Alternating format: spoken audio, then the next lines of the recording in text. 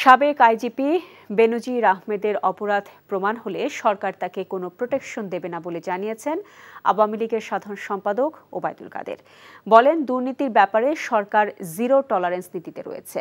সকালে রাজধানীর বঙ্গবন্ধু অ্যাভিনিউয়ে দলীয় কার্যালয়ের সংবাদ সম্মেলনে তিনি এসব কথা বলেন।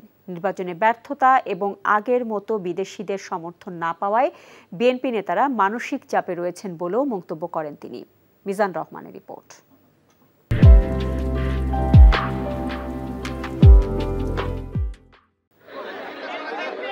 ৭৫-এর প্রতিরোধ যোদ্ধা ও সাবেক সংসদ সদস্য মানু মজুমদারের মরদেহে দলীয় নেতাকর্মীদের সাথে নিয়ে শ্রদ্ধা জানান আওয়ামী লীগ সাধারণ সম্পাদক।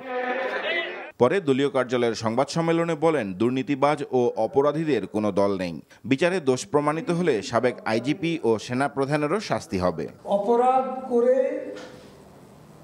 কেউ পার পাবে না।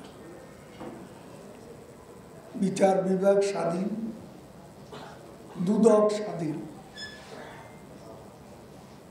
সেখানে যদি অপরাধী হিসাবে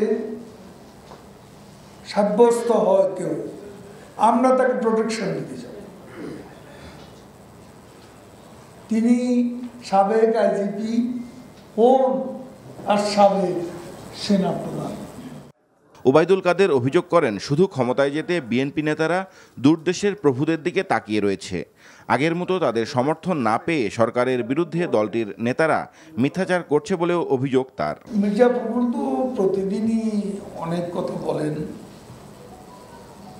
তার মানসিক ট্রমা মনে হয় ভয়ঙ্কর পর্যায়ে উপনীত হয়েছে। নির্বাচন ঠেকাতে গিয়ে ব্যর্থ,